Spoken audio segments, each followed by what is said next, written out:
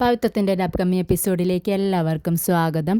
രാത്രി ഭക്ഷണമെല്ലാം കഴിച്ചു കഴിഞ്ഞ് കമലാമ്മ ഉറങ്ങാൻ പോകുന്ന സമയത്ത് വിക്രമിൻ്റെ വണ്ടിയുടെ സൗണ്ട് കേട്ട് വാതിൽ തുറന്നു നോക്കുന്നുണ്ട്. വിക്രമിനെ കണ്ട് കമലാമ്മ പറയുന്നുണ്ട്, ഓ വിക്രം, ഇന്നെങ്കിലും നീ കുറച്ച് നേരത്തെ വന്നല്ലോ. ഞാൻ ഉറങ്ങാൻ പോകുന്നതിന് മുന്നേ ആയി. എന്തായാലും നീ കൈ കഴുകിയിട്ട് വാ, ഭക്ഷണം ഞാൻ എടുത്തു വെക്കാമെന്നും പറഞ്ഞുകൊണ്ട് കമലാമ്മ അകത്തേക്ക് പോകാൻ തുടങ്ങുകയാണ്. അപ്പോൾ വിക്രം പറയുന്നുണ്ട്, അതെ വേണ്ട അമ്മേ, എനിക്ക് വിശപ്പില്ല.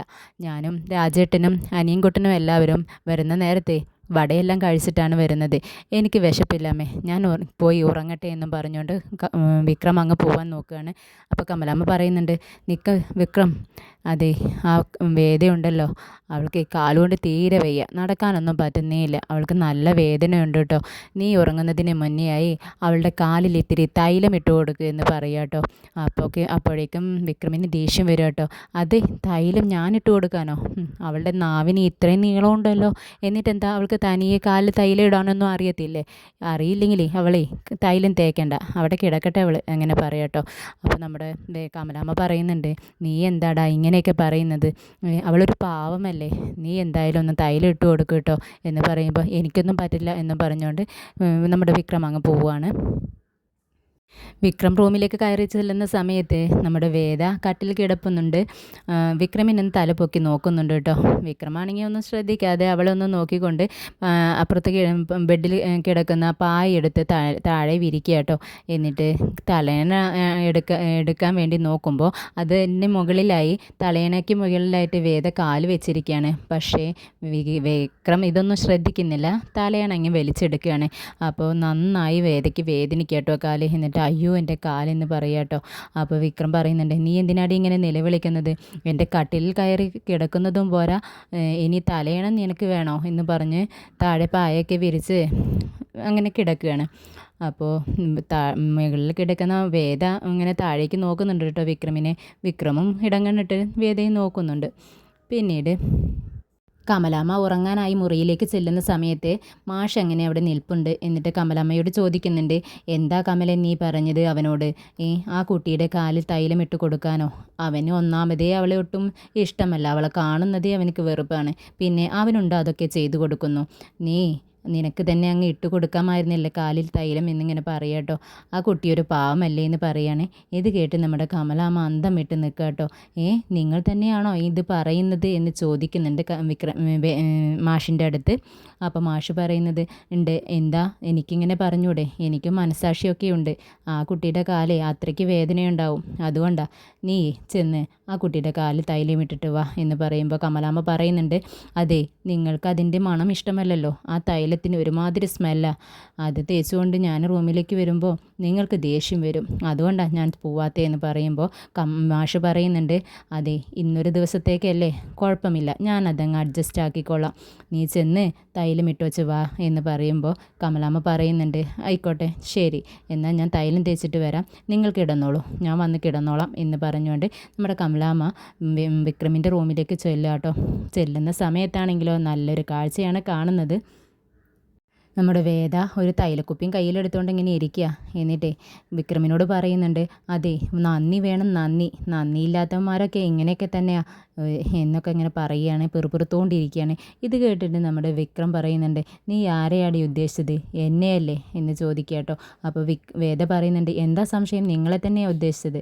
അതെ, അന്ന് നിങ്ങൾ വിശന്ന് പൊരിഞ്ഞിരിക്കുമ്പോഴേ ഞാനല്ലേ നിങ്ങൾക്ക് ഭക്ഷണം ഉണ്ടാക്കി തന്നത്, അതിനൊരു ചെറിയ നന്ദിയെങ്കിലും ഉണ്ടെങ്കിൽ നിങ്ങൾ ഈ തൈലം എൻ്റെ കാലിൽ തേച്ചു തരുമായിരുന്നു. ഞാനേ കാലിൽ തൈലം തേക്കാൻ പറ്റാതെ ഇരിക്കുന്നത് നിങ്ങൾക്ക് കാണുന്നില്ലേ, എനിക്ക് എന്തൊരു വേദനയാണെന്ന് അറിയാമോ എന്നിങ്ങനെ ചോദിക്കുക കേട്ടോ. അപ്പോൾ വിക്രമിന് ദേഷ്യം വരുന്നുണ്ട്. വിക്രം പറയുന്നുണ്ട്, ഓ നീ എത്ര കാലം പറഞ്ഞുകൊണ്ടിരിക്കും, എനിക്കന്ന് അത്രയും വിശപ്പുള്ളതുകൊണ്ടാണ് നീ വെച്ചുണ്ടാക്കിയ ഭക്ഷണം ഞാൻ കഴിച്ചത്, അല്ലാതെ എൻ്റെ ആഗ്രഹം കൊണ്ട് കഴിച്ചതൊന്നുമല്ല ഞാൻ. എന്തായാലും നീ നിൻ്റെ കാലിങ്ങോട്ട് നീക്കി വെക്ക്, ഞാൻ തൈലം ഇട്ട് തരാം. പിന്നെ ഇനി ഒരിക്കലും ഞാൻ നന്ദിയില്ലാത്തവനാണ്, എനിക്ക് കടം വീട്ടാനുള്ളതാണ്, കടക്കാരനാണ് ഞാൻ എന്നൊന്നും പറഞ്ഞേക്കരുത്. ഇതിനാളെ ആ കടമെല്ലാം തീർന്നു. നീ എനിക്ക് ചോറ് വിളമ്പി തന്നു, ഞാനത് കഴിച്ചു, അതിന് പകരമായി ഞാൻ ഈ തൈലം നിനക്ക് ഇട്ട് തരുന്നു. ഇതോടെ ഇക്കാര്യം നിർത്തിയേക്കണം, ഇതിനെക്കുറിച്ച് നീ പിന്നീട് മിണ്ടിപ്പോകരുതെന്ന് പറയാട്ടോ. അപ്പോൾ നമ്മുടെ വേദ പറയുന്നുണ്ട്, എന്തിനാ ഞാൻ കാല് നീട്ടി വെച്ചിട്ട് നിങ്ങളെൻ്റെ കാല് പിടിച്ച് ഓടിക്കാനാണോ? ഈ ദേഷ്യമെല്ലാം എൻ്റെ കാലിൽ തീർക്കാനല്ലേ എന്ന് ചോദിക്കുന്നുണ്ട്. അപ്പോൾ വിക്രം പറയുന്നുണ്ട്, അതെ എനിക്ക് ആഗ്രഹമൊക്കെ ഉണ്ട് നിൻ്റെ കാല് പിടിച്ചോടിക്കാൻ, പക്ഷെ പറ്റത്തില്ലല്ലോ. എന്നാലും ഞാൻ ഒരിക്കലത് ചെയ്യും. എന്തായാലും നീ ഇപ്പോൾ കാലിങ്ങ് കാണിക്ക്, ഞാൻ തൈലമിട്ട് തരാം എന്നും പറഞ്ഞുകൊണ്ട് ബെഡിൽ കയറിയിരുന്ന് തൈലമിട്ട് കൊടുക്കുക കേട്ടോ. വേദയ്ക്ക് നന്നായി വേദനിക്കുന്നുണ്ട്. അപ്പോൾ പറയുന്നുണ്ട്, പതുക്കെ വിക്രം, എനിക്ക് എടുക്കുന്നുണ്ട്, പതുക്കെ പതുക്കെ എന്നിങ്ങനെ പറഞ്ഞു കൊടുക്കുന്നുണ്ട്.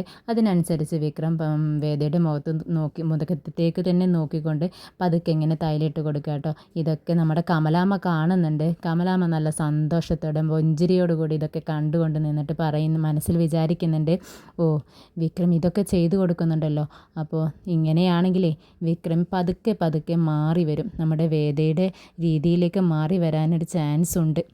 എന്തായാലും എല്ലാം നല്ലതിനാവട്ടെ എന്നും പറഞ്ഞുകൊണ്ട് വിക്രം നമ്മുടെ കമലാമ്മ അങ്ങ് പുറത്തേക്ക് പോവുകയാണ്. പിന്നീട് വിശ്വത്തേട്ടോ കാണിക്കുന്നത്. വിശ്വം ശ്രീജയോട് ഓഫീസിൽ നടന്ന കാര്യങ്ങളെല്ലാം പറയുകയാണ്. ബാങ്കിൽ അടയ്ക്കാൻ കൊണ്ടുപോയ 10 ലക്ഷം രൂപ ആരോ അടിച്ചു മാറ്റിയെന്നും അത് പിന്നെ മുതലാളി പുറത്ത് തന്നു എന്നൊക്കെ ഇങ്ങനെ പറഞ്ഞുകൊണ്ടിരിക്കുകയാണ്. ഞാൻ ജയിലിൽ പോവേണ്ടതായിരുന്നു, അവിടെ വെച്ച് എനിക്ക് മരിക്കാൻ വേണ്ടി പോലും തോന്നി ശ്രീജയെ. ഞാൻ വിഷം മേടിച്ച് കഴിച്ചാലോ എന്ന് ആലോചിച്ചാണ്. 10 ലക്ഷം രൂപ പറഞ്ഞാൽ ചില്ലറയൊന്നും അല്ലല്ലോ ശ്രീജയെ. ഇത്രയും കാശ് നമ്മളൊരു ജന്മം മുഴുവൻ അധ്വാനിച്ചാലും നമുക്ക് കിട്ടത്തില്ല അവർക്ക് കൊടുക്കണമെന്നുണ്ടെങ്കിൽ. എന്നാലും എൻ്റെ മുതലാളി ഉണ്ടല്ലോ, ഞാൻ അദ്ദേഹത്തെ കണ്ടിട്ട് പോലുമില്ല, എന്നിട്ടും അദ്ദേഹം എന്നോട് ക്ഷമിച്ചു. പോലീസിൽ പറയണ്ട, പെറ്റീഷൻ കൊടുക്കണ്ട എന്നൊക്കെ പറഞ്ഞിരിക്കുകയാണ് എന്നൊക്കെ പറയാട്ടോ. ഇത് കേട്ട് നമ്മുടെ ശ്രീജ ആകെ അന്തം വിട്ട് നിൽക്കുക കേട്ടോ. 10 ലക്ഷം രൂപയോ, എന്താ നിങ്ങളീ പറയുന്നത്? പിന്നെ മുതലാളി എന്താ പറഞ്ഞേ? പോലീസിൽ പറയണ്ട, പെറ്റീഷൻ കൊടുക്കണ്ടെന്ന് പറഞ്ഞോ? അപ്പോൾ ഇത്രയും കാശ് വെറുതെ പൊയ്ക്കോട്ടെ എന്നാണോ അവർ പറയുന്നത് എന്നിങ്ങനെ ചോദിച്ചുകൊണ്ട് ആലോചിച്ച് നിൽക്കുക കേട്ടോ.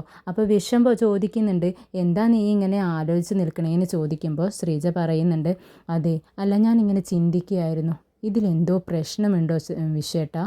അല്ല ഇത്രയും കാശ് ആരെങ്കിലും വേണ്ടാന്ന് വെക്കുമോ?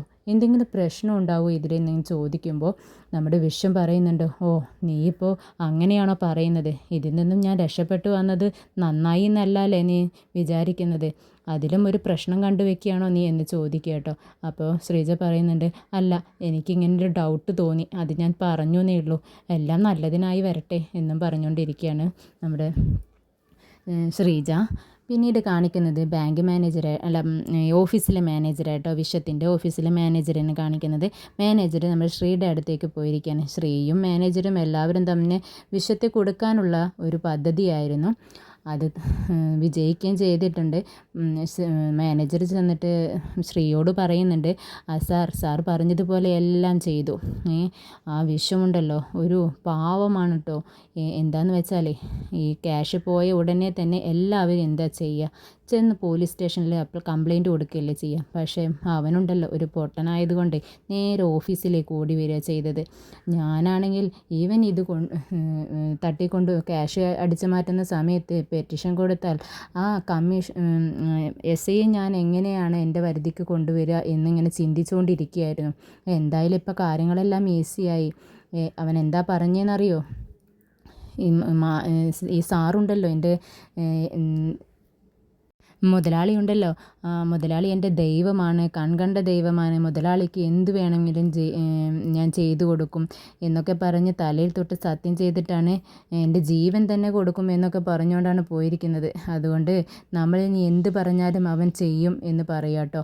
അപ്പോൾ ശ്രീ പൊട്ടിച്ചിരിക്കട്ടോ. എന്നിട്ട് പറയുന്നുണ്ട്, അതെ എനിക്കത് തന്നെയാണ് വേണ്ടത്. എന്തായാലും ഈ കളി ഇങ്ങനെ തന്നെ അങ്ങ് പോട്ടെ. അവൻ ഇതിന് പിറകിൽ ഞാനാണെന്ന് അറിയരുത്, ഈ കമ്പനിയുടെ മുതലാളി ഞാനാണെന്ന് ഒരിക്കലും അറിയരുത്. അറിഞ്ഞാലുണ്ടല്ലോ അവൻ ഈ സംഭവം പോയി അവൻ വീട്ടിൽ പറയും, വീട്ടിലേ എൻ്റെ പെങ്ങളുണ്ട്, അവളാണെങ്കിൽ ഒരു വില്ലെത്തിയ, എന്താണെങ്കിലും അവൾ മണത്തറിയും. പിന്നെ ഈ പ്രശ്നമെല്ലാം ഉണ്ടാക്കിയത് ഞാനാണെന്ന് അവൾ അറിയും. അപ്പോൾ ആകെ പ്രശ്നമായ നമ്മൾ പറഞ്ഞതൊന്നും നമ്മൾ വിചാരിച്ചതൊന്നും നടക്കത്തില്ല. അതുകൊണ്ട് ഇപ്പോഴൊന്നും ഇതിന് പിറകിൽ ഈ കമ്പനിയുടെ മുതലാളി ഞാനാണെന്നുള്ള വിവരം അവനറിയരുത് എന്നിങ്ങനെ പറയാം കേട്ടോ. അപ്പോൾ മാനേജറും പറയുന്നുണ്ട്, സാറ് പറഞ്ഞ പോലെ ഞാൻ എല്ലാം ചെയ്തോളാം, സാർ ഒന്നുകൊണ്ടും പേടിക്കണ്ടെന്ന് പറയുകയാണ്.